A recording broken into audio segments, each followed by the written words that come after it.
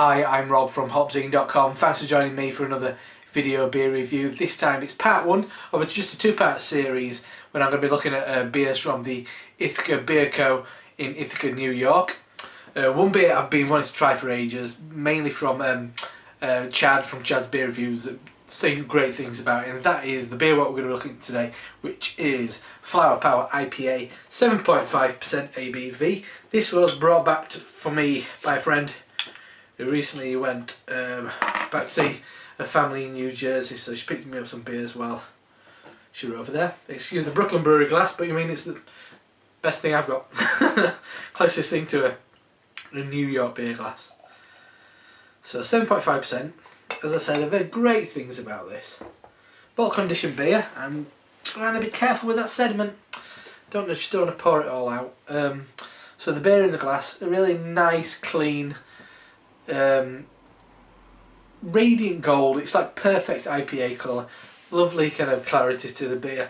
The head, nice, quite dense actually. It's just slightly off white, I'd say. Yeah, with a slight kind of hue to it. Anyway, let's have a sniff. Ooh, oh man! Straight away, mango and passion fruit. Maybe a bit of kind of pine in the back end. Tangerines, a certain kind of yeasty ester actually as well. That might be coming from the bottle conditioning. It does look very fine, does the sediment. But I ain't got any in my glass, but it is in there. Yeah, tangerine, mango and passion fruit, really. I've never had an IPA what quite smells like this. It's lovely. Anyway, cheers.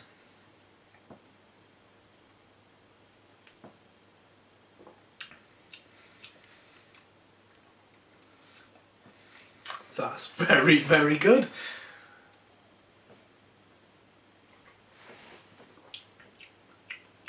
Initially, soft kind of pale stone fruits, apricot, peach.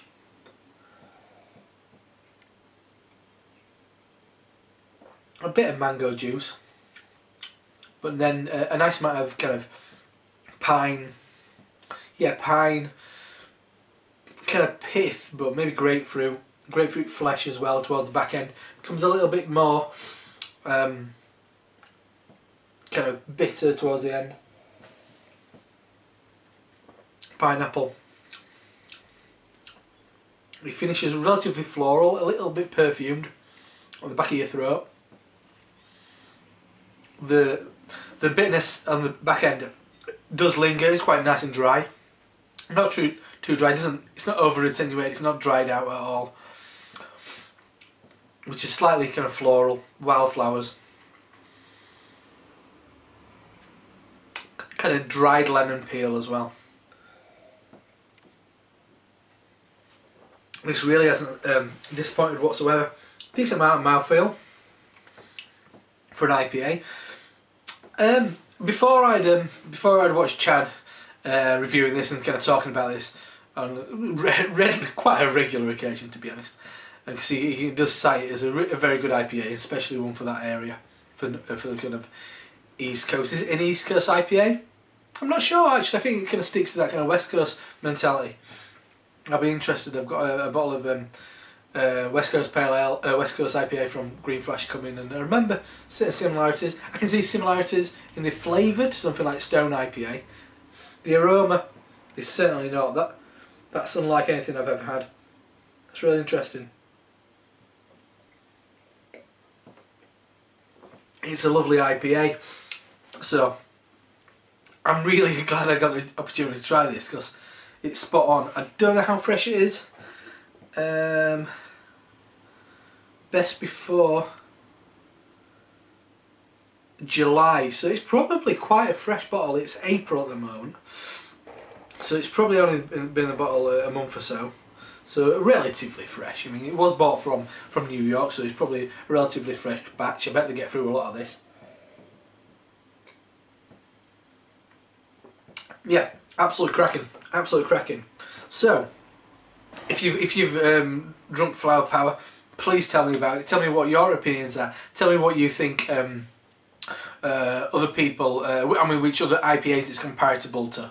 Because I think it's not top range, but it's definitely kind of towards the top of that that grade just below it. It's really, really good. So that's Ithaca Beer Co.'s Flower Power IPA, 7.5% ABV. On the button as far as ABV goes for me. I think that's around the kind of sweet spot for me. A nice, decent sized serving as well. I mean, it's nice to get a bomber of IPA, but sometimes it's a bit too much and it'll do you some damage. So please comment, subscribe, and I'll see you next time. I'm Rob from HopZine.com. Cheers.